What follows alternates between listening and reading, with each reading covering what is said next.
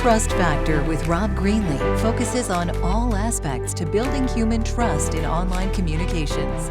Only on 100 TV. In Trust Factor Episode 5, Trusting and Being Trusted in Our Interpersonal Relationships is the topic today with dating and relationship expert and coach, Kimmy Seltzer, who's joining me in my first interview in this series. So, hi, my name is Rob Greenlee, and I'm here again in Episode 5 of the podcast. Thank you for joining me. The trust factor in your life is essential, and the lack or abundance of it is profoundly impactful on the quality of your life. So trust is the number one factor in all of our lives today. So it's very important. So thank you. And I hope what you learned today and what you continue to learn in this series will bring you more positive experience in your life and your experience with others. So as we focus on really in this series, the human experience as this world shifts to artificial intelligent experiences, which is going to put more of an emphasis and focus on all of ours ability to find ways to connect with other humans in authentic and real ways. So we're also now available. This series is available as an audio podcast on Apple Podcasts. So you can follow the show there, like and subscribe on YouTube at 100 TV channel. So go check that out. It's at, just do a search for 100 TV in YouTube, or just go to, if you want to read more about the 100 TV network, you can go to 100tvnetwork.com. So let's jump into it and get right into our fantastic guest here. I have with me the excellent Kimmy Seltzer, who's gonna talk to me about interpersonal trust building relationships. She's an ex-therapist turned dating strategist, coach, a podcast host, so right up my alley, and author and nationally recognized speakers. So she hosts 2 shows. One is on hiatus right now, but the Charisma Quotient show, as well as Dating IRL, which is on hold right now, but I believe there's a couple of episodes up there. So Kimmy, thank you for joining me. I appreciate having you here. Thank you. And I love that I'm your first guest. How fun. Yes. In episode 5, I'm charting new territory with this show. So it's awesome. And I'm still going to sprinkle together the solo shows with occasional guests that are relevant to the trust factor topic, to try and bring you a little bit deeper insights than maybe even I can bring to the topic. So I don't have the answers to everything.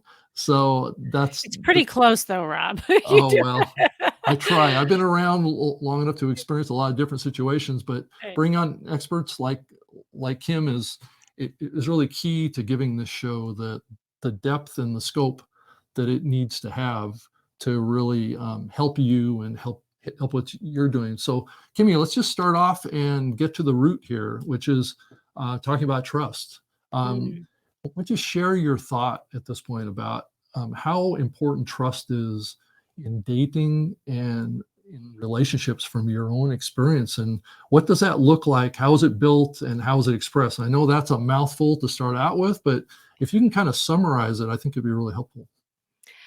Oh my God. And I have so many ways to answer. And yes, there are a lot of layers there. And because the truth is, and you really honed in on like what trust means for me, it all really kind of started with my story because, the thing is yes, I'm a trained therapist and I've helped people for many, many years. And trust has always been like a big factor when it comes to communication and relationships and breaking patterns and all of those things. And I had my own story happen to me that completely broke trust in everything that I knew. And I really, from a personal standpoint, had to rebuild that first in myself and then with others to fundamentally understand it. Like you were on my podcast and we were talking about that. Like until you understand the other side and really have been through it is when you really feel it and see it and hopefully break those patterns. And I don't know if you want me to go into my story. I think it's kind of like an interesting part of our discussion, but to answer your question first, and we can circle back, trust is, I think, the most fundamental um, thing to have when it comes to building a healthy relationship, quite honestly, because you could have a lot of different things going on that is beneficial in a relationship. Like you could have great sex, you could have compatibility in ways of things that you like to do together. You could even see eye to eye with like money and, all the things that are important when it comes to relationships. But all of that is really nothing if you don't have trust. Yeah. And so it's the fundamental like thing that you need in a relationship.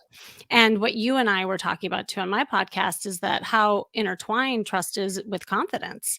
Because, Right. if you're in a place in your life with a relationship or other things, um, it's hard to have like also that authentic relationship, that trustworthy relationship, and it really can knock down your own confidence in yourself. So Mhm. again, like there's so many layers to this Oh, thing. yeah. So yeah, I mean, I don't know where you want to go with it, but there's a lot of twists and turns in this. Well, and also, trust can influence the quality of any relationship that you have too. So, trust getting into a relationship and trust in the ongoing relationship with another party can really have an impact on the longevity of that particular Oh yeah. relationship too, and the direction that it goes and the depths that it goes, or the for the exit direction it goes. So I don't know, talk about that a little bit too, is that the trust factor that comes into quality and longevity too. Well, yeah, because let's say that you do have trust issues, you've been hurt. And Mhm, so the walls go up, and now you're moving forward, trying to attract a new relationship. And in your mind, you're thinking, all right, I'm going to attract something different this time around. mhm, But you're also scared at the same time. So you're worried about kind of being vulnerable and sharing things about yourself. And so the very thing that you're hoping to have, you're also fearing. And so you're caught in this like double bind almost. And, I call it the tug of war within, because you'll say, well, I want something that's really trustworthy, but then you're not trusting. And mhm. so maybe like the longevity is affected, right? Because maybe you just like start a relationship really surfacey, and you're just talking about safe topics, or maybe you're Mhm, deflecting and you're asking that person lots of questions, because it's safer.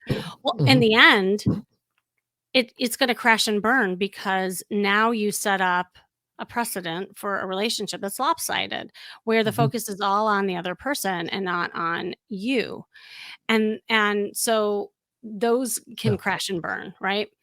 yeah. And then, Yeah, if there's not a balance of an yeah. exchange that happens and it's really lopsided, and it's one thing we didn't talk about in your interview is these type of relationships are kind of can can can develop into one-sided type of relationships. Now, granted, that's a little bit of a departure from the path that we're on right now in our discussion, but trust can be eroded in those kind of dynamics too when it's not a balanced trust-based relationship, and that can be there can be a resentment that builds up, and we're getting into Mhm. psychology topics here a little bit, but yeah, I think, yeah, I mean, I think it's important too to also think about the early stages too of dating or any kind of a relationship really, is how you get through that early stage of like you said, walls going up and people being scared to take a risk or to not to know how far to jump in, or disclose too much too fast and frighten this other person away or something, right? Oh my gosh, yeah, and it shows up in ways that sometimes you don't even realize. I Mhm, do these dating retreat programs, and one of the classes that I have is getting over, your dating fears. And there's kind of five top dating fears, and like one is fear of rejection, and the other one is fear of abandonment. Like we all have these like core fears that mhm, also correlate with the trust, right? But then Right. when we have a relationship that makes that fear true, it just again adds to that fear and the Right. quality of the relationship. Like I'll have people come to me all the time. It's like, oh, all I see are unavailable, emotionally unavailable men. And my question is always back to them after doing a little deep dive. Well, how emotionally available are you?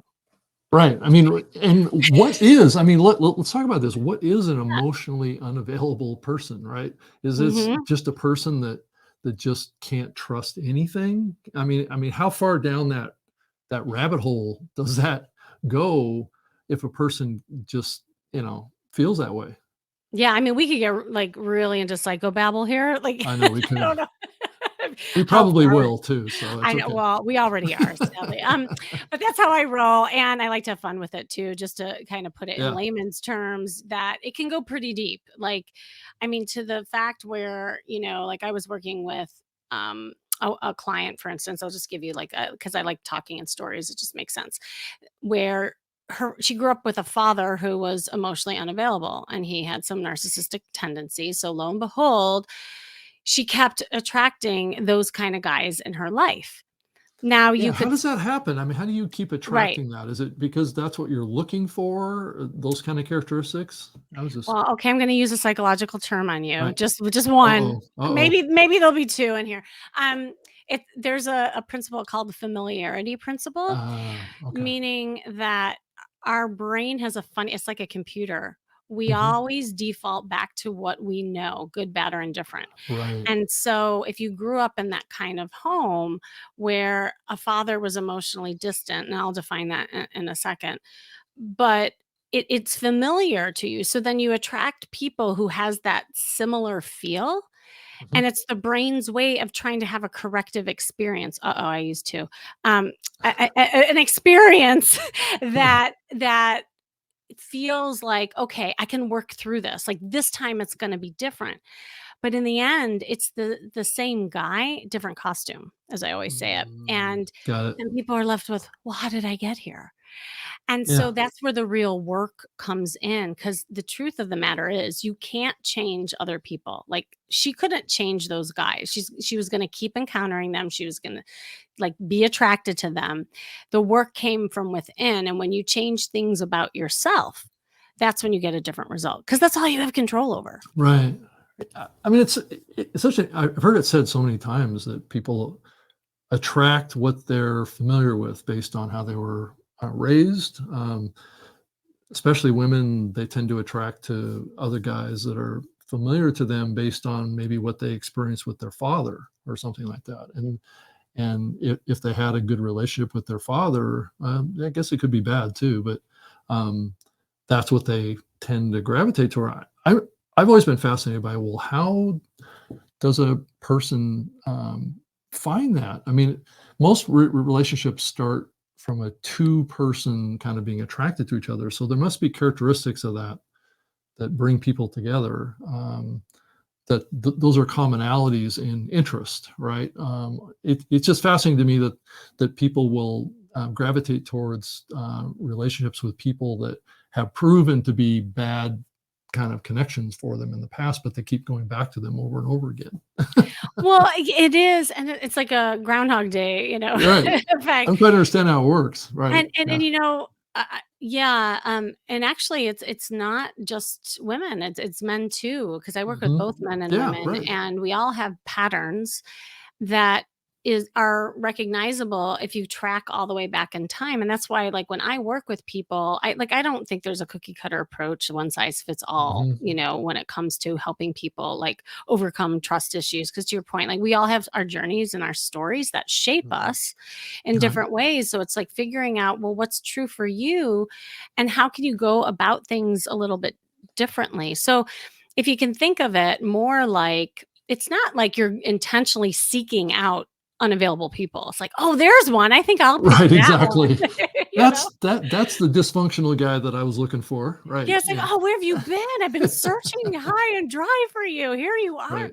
No, I mean, everyone goes in with good intentions, but there's there when I work with people, I do something called data dating, and they have to collect certain data on people as Mhm. they're dating without getting attached or into a relationship, so they can really keep their eye on the ball of certain patterns that they're getting attracted to, because it starts from the minute you say hello. It's so interesting because I always say, like, if you wanna change the story, you have to go back to the script and change the beginning of the story.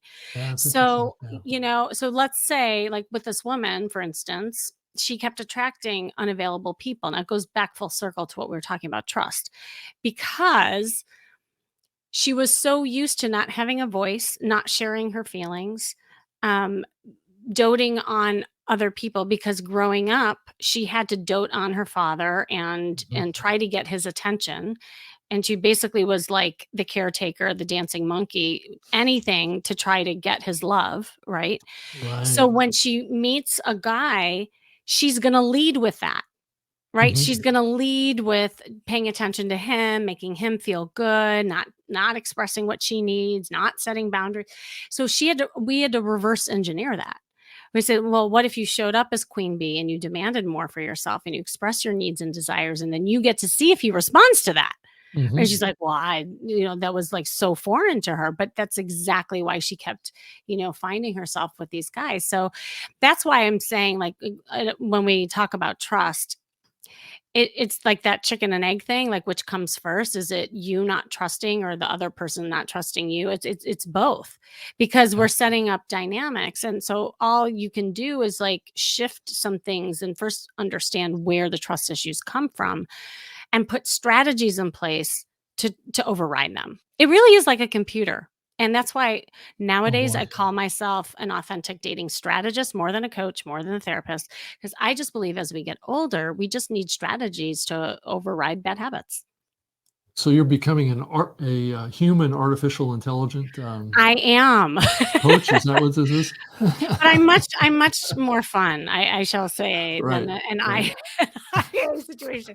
No, but, I think also we're just Yeah. really smart and savvy these Mhm. days. I think a lot of people have done work on themselves, and they're just ready for the action step. I have a lot of people Yeah. come to me and say, "Oh, I've been through therapy and I've done the work." I'm like, "Well, intellectually you have, but Right. have you put it into action?" Right. Have you done Right? anything with Like, it? Right. yeah, Yeah. yeah. Yeah. Because I mean, I think it's an interesting question. What are the practical steps that a person can take to foster trust with others? But it's like you've Mhm. expressed here. It's just so complicated. It's like, where do we start sometimes? I mean, because everybody, I know myself. I have baggage from my past and my bias for what I like, but I also have been able to step back from this and say, well, I want a different outcome, or I want a different Yeah. kind of life, and I want to experience something different than what maybe I've had in the past, based on my experience, right? So Mhm. maybe these little things that we experience in our life kind of shape a new direction that we go, but fundamentally, it's all based on fostering trust in the world around us. I mean, we're all really, I think, naked to the world when it comes right down to it. I think a lot of us try to hide and shield ourselves from reality, but success doesn't come from that. No, and also that's why I feel like we're all feeling isolated too more, to be Right. honest, because 'cause we're all Well, that's so what the world fearful. wants, is all of us isolated, right? Yeah, yeah, yeah. Right, that's another topic, Doing right? Zoom calls. Yes, yes, the 2D format, rather than the Right. personal connection. Um, and I think that in itself feeds the distrust, Yeah. because the more we get used to being isolated, the scarier it is to then try to connect and open ourselves up, for whatever that is that we fear. A lot of people Um, get out of practice at doing it too. I yes. mean, I mean, I know during the pandemic, I locked away in my home for like 3 years. It didn't exactly foster my skills for interpersonal relationships, short of doing Zoom calls, Oh my or god. Yeah. podcasts, right? So, I got a little rusty too. That's why I've been so excited about getting back out. at events again, was to be able to keep working on those skills. Oh, So, but that's the name of the game. Like it all boils down to action, practice, repetition, consistency. Because you asked, like, what are the steps? I mean, for yeah. each person, that's going to look differently. But I think the universal things that you can do is, number 1, start small, because I Mhm. think that can also be really overwhelming. Like when someone says to you, "Oh, well, just be more confident. Just trust. Just trust." It's like, "Well, what does that mean?" Like if I could do that, I would do that on my own. And Right. and I find this to be true when a lot of people come to me. They're just like, "Find me a man, find me a woman." I'm like, "Well, let's break that down and see, Right. like, what are some skills that you need to do in order to get that." So Yeah. I like starting with like tangible small things that people can do to add up to the bigger trust, because it's not going to happen overnight. And to Mhm. try to like think of it and just manifest it is overwhelming, and quite honestly, you'll be disappointed because you'll just sit there and like, "Well, why am I not trusting?" But you're not Right. doing it. So when you really just focus on little things, and that's why, like with my clients, going online and learning just to talk to the opposite sex again and not get like into, "Oh, was this my boyfriend or girlfriend?" Just like learning to trust that not all guys are creeps and not all women are bitches. Sorry if I don't know if I can say that here, but like this is no, but this Sure. is where we get caught up in, is Yeah. that, like we're so scared, and then nobody's approaching anybody, and so we're at a Mhm. stalemate. But both women and men have a responsibility and approachability, and so if we can all just exercise, like you said, the social muscle, Right. and maybe just say hi and say, "Oh, well, maybe 2 people rejected me, but then 8 people said hi back." Well, Right. there's evidence that Right. not everybody is like that, that you can actually trust saying hi to the opposite sex, and that every man is a bad man, that kind of thing. Right. I mean, if you're a guy, you just have to take a risk. I mean, Yes. and just be nice and cordial and be thoughtful and don't act too scared. I mean, that can also give the impression that maybe you're lacking in confidence, or you're lacking in your your ability to think on your feet, or you're scared, or whatever. And it's not necessarily a way to foster good interpersonal communication. So that kind of stuff. And I think, like you were saying, each situation is so different, and everybody just has to just step back and say, I'm going to think of this person. I've always heard this phrase said in the past, is that the best way, and especially if you're a presenter or speaker, is that just think of everybody in the audience as in their underwear sitting there, Oh, right? yeah. Right. And it's funny, right? So that kind of disarms you. Or walk into a room with a big smile on your face. I was always, um, I've been told this for years, is that especially with podcasting and media, creating media, is that you go into what you're doing with a smile on your face, and it changes your entire attitude. Now, granted, what's your thoughts on that from a relationship communication standpoint? If a person approaches you and they've got a Mhm, big smile on their face, or mhm. they're they're so kind of like positive, does that scare away people too? I mean, are people like skeptical of people that are too happy, or too smiley, or too cheerful, do you think? Well, I'll answer it in this way. I think too many people are worried about what the other people are thinking, And so and they don't go there, right? they don't go right. So here's the thing. You can never do anything wrong if you're coming from a place of authenticity Right. and something that you want. Yeah. If you're doing something in ways of like something that's not you, so if you're smiling but you're really anxious and it comes across a little creepy, then it's gonna Yeah. be creepy. Because if you Right. feel creepy or weird, Right. guess what? They're going to too. So it really it comes back to us. We have that responsibility. Yeah, and I think it comes from confidence too. Yes. if you're genuinely cheerful, I think it's possible to go into every situation that you're going into, and I've been trying to do this in my own life, is to go in positive thinking. Don't think negative thoughts. Don't think, Mhm. oh, I'm going to fail. It's this self-talk thing that goes on too, that undermines people and their confidence and their ability to feel confident. If they're undermining themselves, essentially pulling the rug out from underneath themselves in every situation, then yeah, people aren't going to trust people that are giving that impression. I think too. Well, let's kind of move on from that, because that is like a quagmire we can spend probably 3 10 hours talking episodes. about. Right, Yeah. right. Well, let's talk about situations where trust is broken.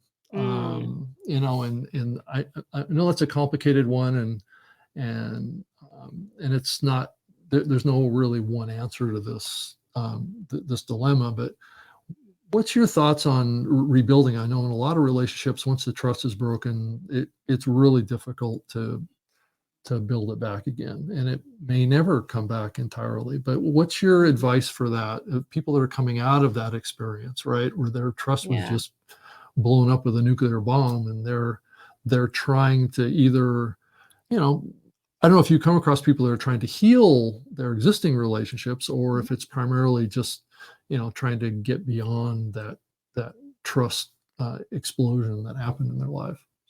Well, yeah, I mean, as a therapist, I used to work with people in all different kinds of situations, obviously. Mhm, So I mhm, did help people who were already in relationships and couples and that kind of thing.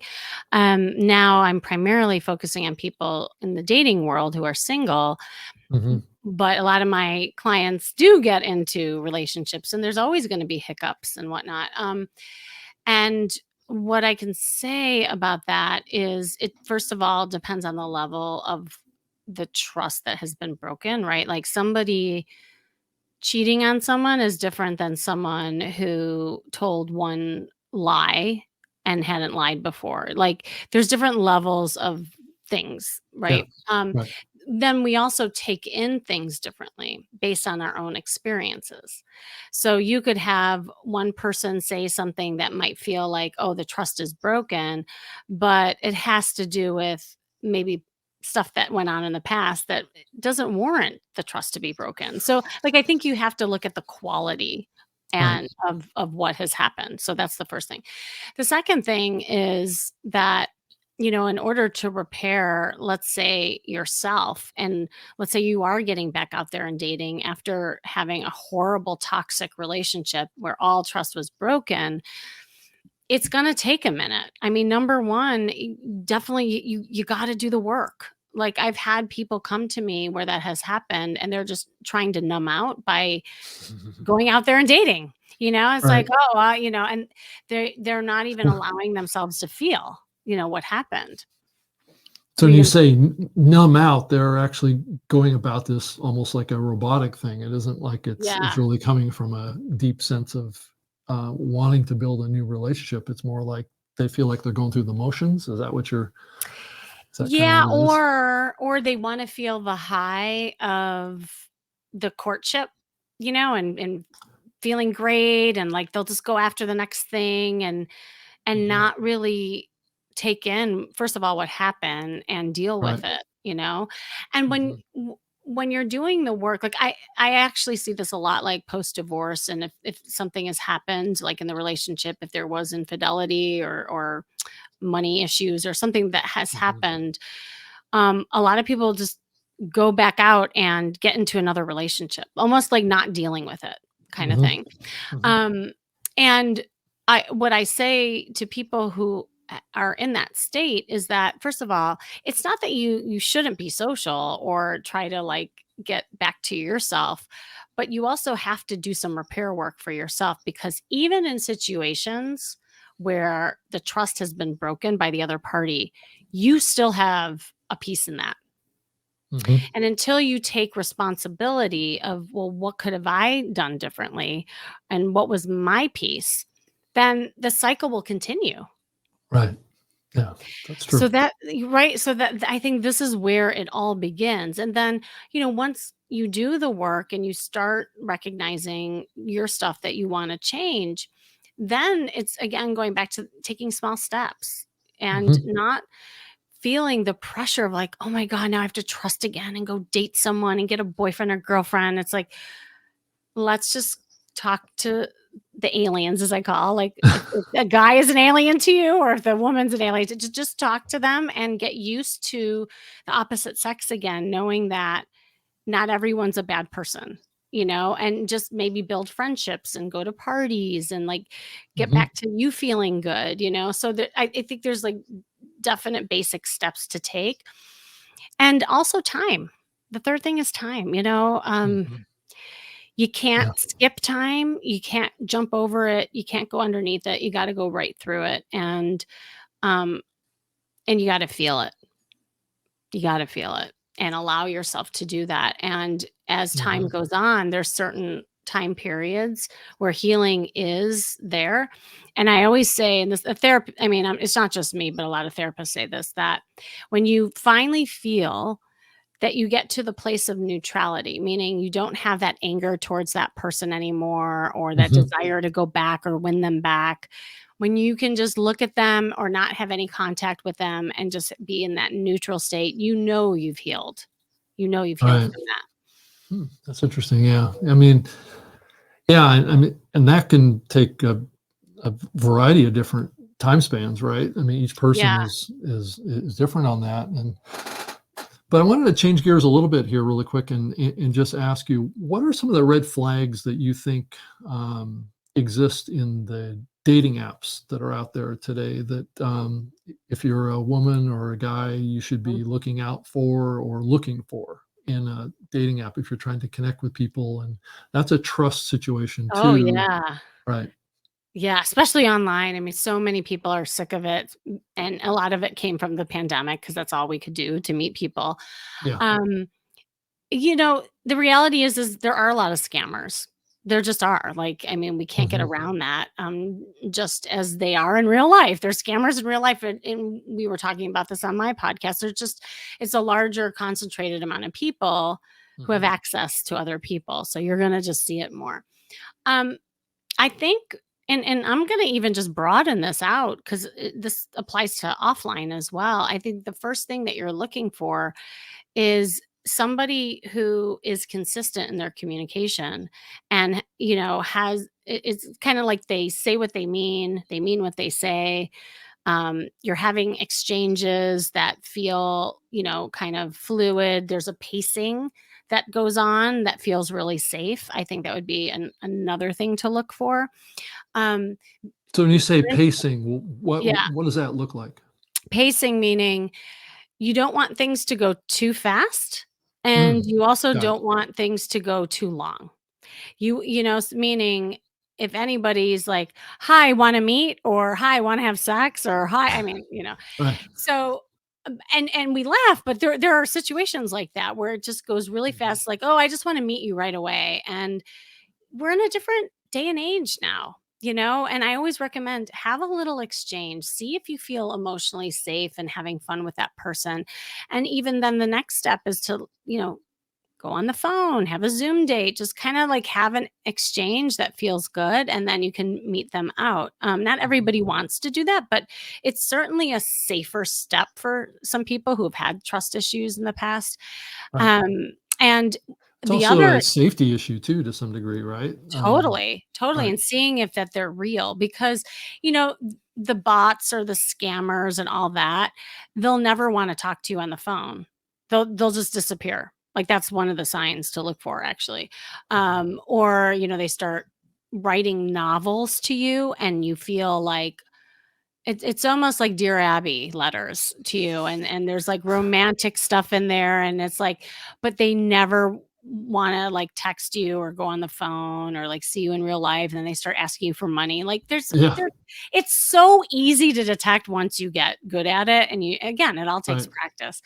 But the other pacing thing, like, I had a woman who she never dated before, and she was in her 40s, like, it was really we were starting from scratch, and she finally was getting dates. We fixed her profile. She was looking great. Part of it was just her image. I'm an image consultant too. So I do work with people and their clothes and how they look and how they market themselves. Mhm. And she was finally getting traction. But then it was going the other extreme where these guys were just writing her, writing her, writing her, and never asking her out.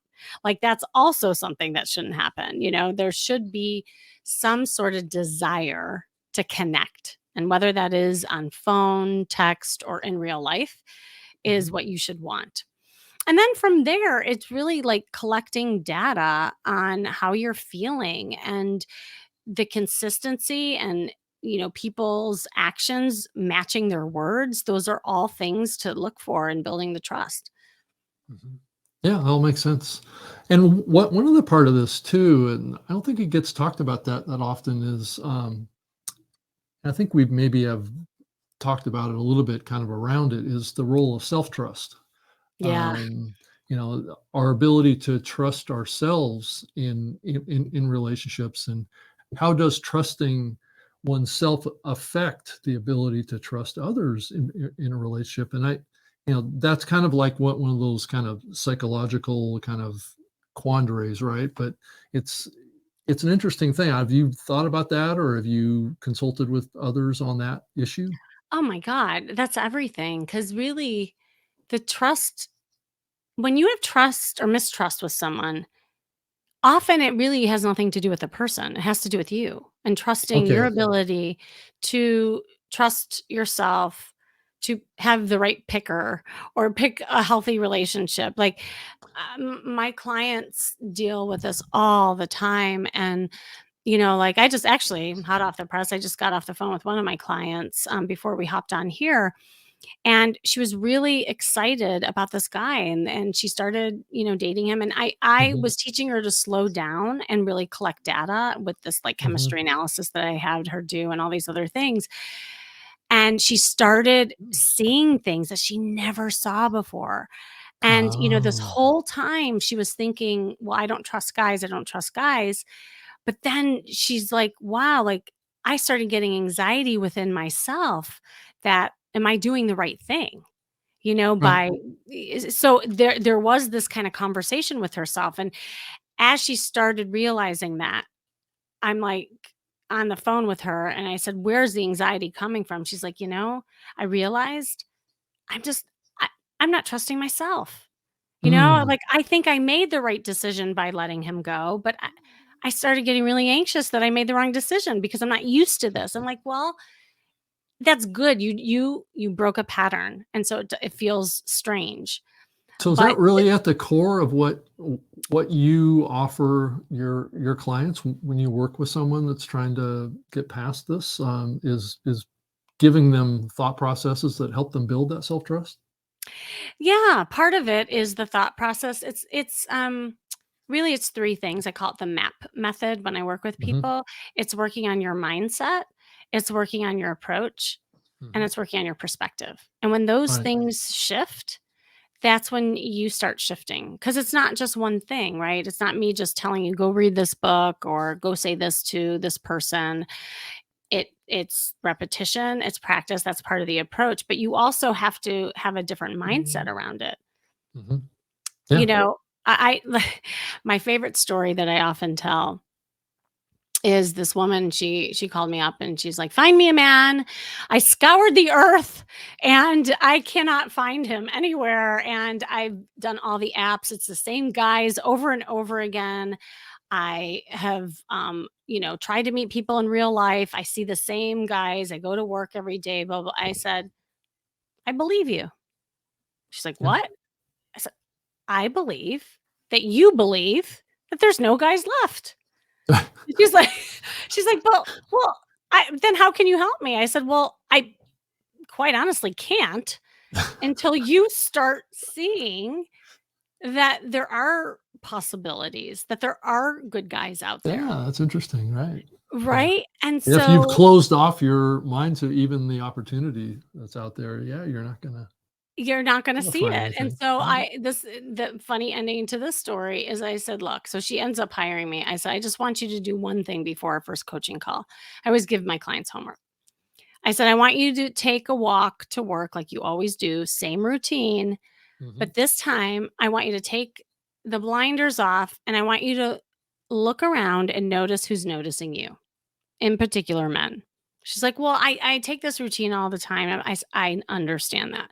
I'm just asking you to notice who's noticing you. So she goes to she goes to work. She comes back and she says, Kimmy, do you have a voodoo doll? I said, no, I don't have a voodoo doll. What happened? It'd come in really handy right now, Yeah, right? Yeah. I said, "No, I don't. I'm not that powerful. What happened?" She's like, "Well, I did what you said, and I took the same walk to work, and I noticed this gentleman sitting on a bench, and I looked back at him like you directed me, and he calls me over, and we had this most amazing conversation. And Kimmy, he asked me out, and Wow. Kimmy, he already had a date with me, and I really like him." Hmm. And that guy ended up being her boyfriend, Wow. Okay. all because she noticed something different and had an awareness and had a different mindset Mhm. of finding something that she had to believe in. But Right. then we had more coaching, right, to do and Right. to how to keep that thing going. So, Sure, sure. Well, you do a podcast, up that it sounds like charisma is a big part of your philosophy. So why don't you tell us a little bit about the role of charisma, oh that yeah. it plays in creating trust and connection with others? What is charisma? Is that kind of a derivative of what I was talking about walking into the room with a smile on your face and being positive and being kind of genuine as well? Or is there some other factor of charisma that I'm not thinking about? Yeah, I love charisma. When I was thinking about the name of my podcast and even just like what I do with people, I figured out it really is about charisma. Because what charisma is, and this is just what research has shown, is Hmm. that it's a learned behavior, interestingly. And what I love about that is that means I can teach it. And I have. I've taught an 85-year-old woman to be charismatic and pick up a guy at a bar all the way down to a 20-year-old. Like it doesn't it doesn't matter how old you are, where you are in life. And charisma, how I define it, is a magnetism that just draws people to you, Hmm. that there's a playfulness, there's a presence that you exude. And when you have that charisma, that energy, it does allow people to trust you because it's an inviting type of energy that shows that you're happy, you're Hmm. relaxed, you're playful. And guess what characteristics that's similar to? Kids. Right. That's true. We all Yeah. trust kids, right? I always say, Yeah. like, you look at kids who are like 4 or 5 years old, they haven't developed filters yet. They don't care if Johnny sees Betsy in a playground, he doesn't say, "Oh, I shouldn't go over there. I shouldn't bother. I know I shouldn't bother her." No, he just goes up in a charismatic way and said, "Hi, what are you doing? Can I play?" Right. They're naturally trusting people because Yeah. nothing has happened to them yet, right? So, Right. That's true. if They're think they're about that. they're kind of, at the early stages, right? Or they're And they not haven't developed not filters. tarnished. Right. Right, they Yeah. haven't developed filters. So, they're very, just this kind of blank slate that's just open and inviting, and Right. that's why I do think the charisma can be really just, a space where you can invite people in. Now, it can be done in a manipulative way too, like, What's that was the next question I was yeah. gonna ask was how do you do that in an authentic way if a person isn't naturally charismatic? How's a person become magically charismatic? Right. Yeah, I mean, well, I have a formula that I teach people. I mean, a lot of people don't realize this. Charisma Quotient is the formula that I use with all my clients, and that's why it's Mhm. the name of my podcast. So there's three pillars in the Charisma Quotient. Number one is what I call style intelligence, meaning how we market ourselves. Because I'm an image consultant, I do believe that you also elicit trust from how Mhm. you show up in your clothes, your body language, your first impressions, your sex appeal, that all like tells a story about who you are. And in an authentic way, it's really putting out your best, like your best Mhm. self forward.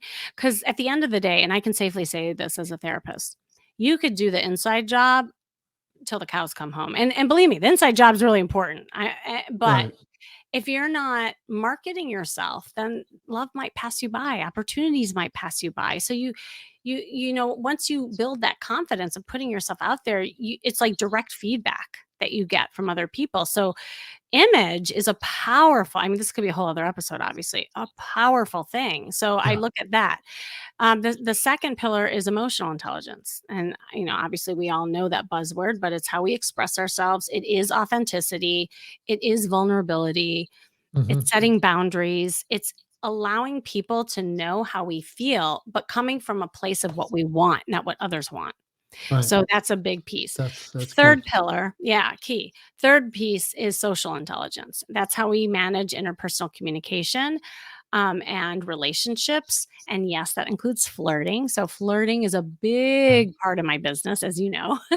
I do flirt workshops all the time, and people are like, "Oh, that's so like flighty and superficial." No, I think flirting is part of charisma, and it Yeah, is I an can appeal. totally see how that would be the case. You're right. It totally Yes. makes sense. Yeah.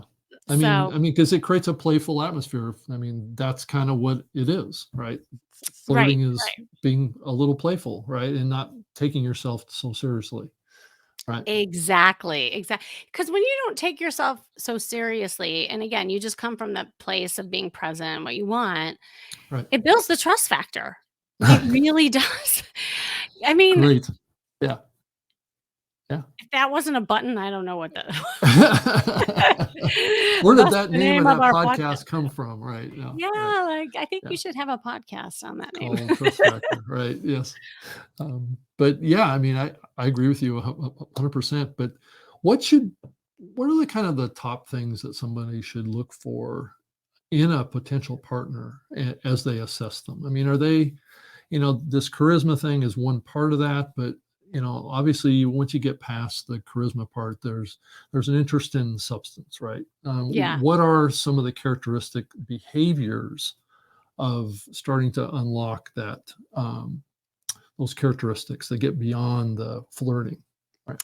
So are you talking about in direct relation to trustability or Yeah, trust I think, well, factor? yeah, and that's the early stage of, Yeah, can I trust to go a little further with this yeah, person? Can I take the next step? Can I go on a date? Can I, right. those kind of practices? What are the kind of the behaviors that you should be looking for? Mhm. Yeah, well, when I vindicated, I do this kind of like data collection, data dating in the Hmm. beginning, and there's certain systems that I have people put in place. I have this chemistry analysis that I have them Right. do. We do like negotiables and non-negotiables, to really take a look at what are the characteristics that are negotiable in a relationship and what are the ones that are just like non-negotiable, Hmm. and that's really important. It's also looking at how you feel when you're with them, right? And so there's all these things that you look at. But when it comes to the trust factor, and especially if you have trust issues, there are definite like key behaviors that you'll see when someone is not trustworthy. And one of the things I said is do they mean what they say and say what they mean? Like, do their actions and words match? Because a lot of people, especially in that first stage, they if they are like players or they are people who maybe use charisma in a not so good way, which can happen, a manipulative way, then your your vision almost gets clouded because you're getting caught up in that like excitement of it, and they'll talk a good game yet their actions don't follow. Hmm. So that's why it's really important to have consistency with dates and just like keeping your eye on certain things rather than getting caught up in the like physicality of it, which Right. often can happen, the drug, Yeah. Sure. right? Like in that infatuation stage. The second thing is I would also like look at how that person treats other people. Like That's a when good point. you're on a date, do they treat the waiter and waitresses, kind? Do do they show interest in other people and Mhm. care. If they see a kid or a puppy, like, how do they react to it? Like, notice just how they treat other people. Also, do they ask about you? Right. Like, Are they interested in you, are they right? Are they interested? genuinely interested to ask, thoughtful questions? Right. Sure. And about how you feel, which is a Mhm. distinction because sometimes manipulators will ask questions Mhm. based on just knowing where you live so they can manipulate you. That's different. That's a Right, different thing than right. really genuinely caring about, like, how your day was and how you feel about things, and then actually they remember. They remember things that you like and dislike for the next date. So you're looking for, little things like that. I mean, there's so much more. Also watch for the people who come on hot and heavy. Like I call them tornado relationships. You get caught up in the tornado and it's this like woo magical sexual kind of attraction, Mhm. and then as soon as it comes and swoops in, it leaves. Hmm. And then you're left with all the remnants around you and you're like, "Oh my god, what just happened?" Like, Right. you know? So, those hot and heavy, fast and furious ones are definitely like a red flag. Mm. Yeah. Yeah, okay. Those are all good points. So, the last topic I wanted to talk to you about, and then we can wrap it up, is, trust in friendships versus romantic relationships, Ah. and how that dynamic works, and we're kind of in a new phase now where there's other dynamics. It's not just male female. It's transgender relationships. There's gay relationships, all this kind of stuff like that Mm, too. But how do we can we be in true friendships with the other sex? I mean, I think a lot of people, when you ask them that question, will tell you you can't be friends with the opposite sex. It's just not possible, right? Because it's always going to turn physical and all this kind of stuff. And I don't tend to agree with that. But there's a lot of people that have had those experiences, like we've been talking about here, where people have yeah. lost trust, and it's like those type of things. So, I think there is, and I've learned this too, is that I think it is possible to have friends. I've got female friends that I've known for 30, 40 years. Never, maybe started out that way many, many years ago as a physical relationship, but Mm, the friendship has persisted, for many, many years, and it's not gone back there ever again because they moved on and I moved on and those kind of things. But it's kind of interesting to think about this, especially in the context now of the changing world that we live in now. That there are, gender and sex and all stuff like that are all kind of getting mushed up into a, a mix, and I just wonder about the trust aspects of friendship versus romantic relationships. it is an interesting conversation, and I also think there's differences in generation because I see it even with my Right. kids, the younger generation, I think, trusts having friendships with the opposite sex way easier than, like, our generation Mhm. because the expectations of man and woman were different back then than they are now, And and so marriage and all that, all those, totally.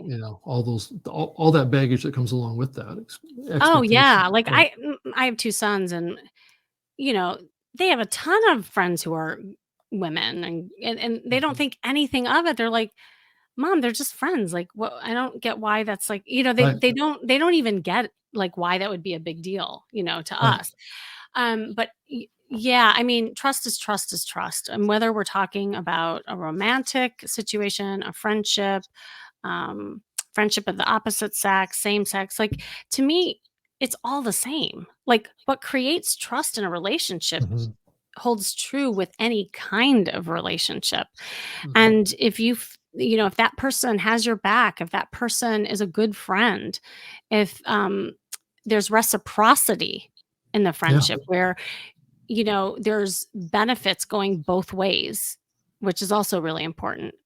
Um, all of Mhm. those things is what is more important to look at versus if it's, male, female, female, that kind of thing. Now, um, I do think that actually there's value in, let's say, a woman has been in toxic relationships with men and she's been burned with just men in general.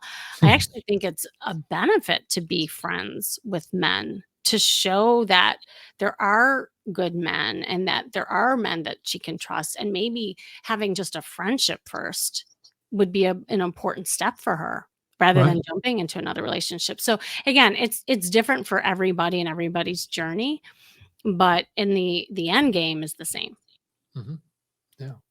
Yeah. It's interesting, that especially now with people being able to connect electronically on a global scale, Yeah. there can be friendships that happen with people that are 6 7,000 miles away from each other, and still be able to communicate and be in touch, and that's created a whole different kind of dynamic in relationships and friendships, as well as just the accessibility, Oh, because yeah. when I was growing up, I mean, your expectations of relationships were like in your local area, like within maybe a 5 minute, walking Right. range was basically the parameter that you had to work with, because there wasn't electronic communication. And now we have these tools that give us connections with. I mean, I do more calls with people outside of the United States now than I do in the United States. Hmm. So it's kind of opened up the world, but it's also created a different dynamic around relationships, I think. Oh, it definitely has, and I think this is also kind of a good topic to end on, is that no matter what, as you point out in your podcast all the time about how communication is such an important factor in trust, that there's so many different forms of communication that Mhm. that in itself can break down communication, and Mhm. so like there's some people who like to text, there's some people who like the phone, there's some people who like the Zoom, and I think being aware of how people want to be communicated with is really important in building a relationship. Right, and there's so Right. many ways now, right? I mean, there's Yeah. FaceTime, there's instant messaging, there's all sorts of these different apps that people are getting involved in, that are or communication app, not so much dating apps, but Facebook and Twitter and all Yes. those all have messaging capability too. So you're just getting bombarded with people coming in, from their preferred communication platform, right? And Well, it's yeah. and the way people receive those different messages, like, gone are the days where you just pick up the phone and call. Like, it's almost now intrusive to do that. Like, Right. people will be like, they'll be like, Call, a "Why are you phone calling call, me?" Yeah, right? like, "What's wrong? Why are you calling me?" And so it's like an etiquette thing too, but, like, look at that dynamic in itself. Like, what if someone just really missed a person and they just pick up the phone and call, and then that other person's like, "Why are you calling me?" Now there's this weirdness, but in the relationship, so even like that is important. And I also think not being reliant on one form is important, because everything is so tech driven. If Mhm. all you're doing is DMing, how can you develop a deeper relationship with that person? Pick up the phone, ask to meet Yeah, someone. it's also a reason to be a content creator and a podcaster or something like that too, is because Right. I mean, I've had this experience even going back to my sports playing days, when I was playing competitive basketball, is that people knew me, but I didn't know them. So it kind of puts you in a little bit of an interesting dynamic, and that's my life today. Is that I do so much media, and I've been doing it for so long that there's a lot of people out there that know of me or know me that I don't even know, that are out there, right? So I get Yeah. contacted by people all the time, on inbound stuff, and I'm like caught off guard, because these people probably know me almost as well as I do, because they've been watching the new media show for the last 5 years or something like that. But I don't even know anything about this person, and so I think being able to communicate like that can put you a little bit at an advantage, but it can also put you at a little bit of a risk too. True. That all these people know about you, and some of them may be fraudsters. So you just don't, want to do it Who do you trust? right, wanting to hurt you Yeah. somehow. Right. So Right. it is hard to trust. But Kimmy, it's been great to have you on the show. I appreciate your insights and your thoughts, and I hope this was helpful to my viewers on their journey trying to understand trust and its implications. And so how can a viewer, listener of this find you online to connect with you if they want to work with you or learn more about, via your content? Yeah. Well, first of all, thank you for having me. I'm honored to be one of your first guest, or your first guest, actually. Right, right. And yeah, well, something kind of fun since we're talking about trust. If you're single and you want to know like what kind of dater you are, I have a dating diagnosis quiz that actually goes into different characteristics of you as a dater, and trust Mm. is one of them. So you would just go to KimmySeltzer.com, KIMMY Seltzer, like the water, SelTzer.com/quiz. And you can take that. And whether you're a man or a woman, you'll get your answers. And that is my website, KimmySeltzer.com. And actually, all my social handles are at Kimmy Seltzer. And of course, my podcast, Charisma Quotient. Yeah, that's great. Well, thank you so much. And I can be found on Twitter at Rob Greenlee, and also on LinkedIn and Facebook and all of the social platforms. Or you can send me an email, rob.greenlee@gmail.com. I'd love to hear from you and get your feedback on these topics and what we cover in this program. And we'll cover it in the next episode, because my next episode is going to be a solo cast. So I'm going to talk about all your feedback that I've gotten and answer all your questions. And because a lot of the great topics come from you, and I appreciate you contributing to the show. And so this is episode 5. So come back and join me for episode 6. And look for me on 100 TV Network on Mondays is when I usually put up the next episode of this program. So thank you so much, Kimmy. Thanks Thank a bunch. you. Okay, thank you very much.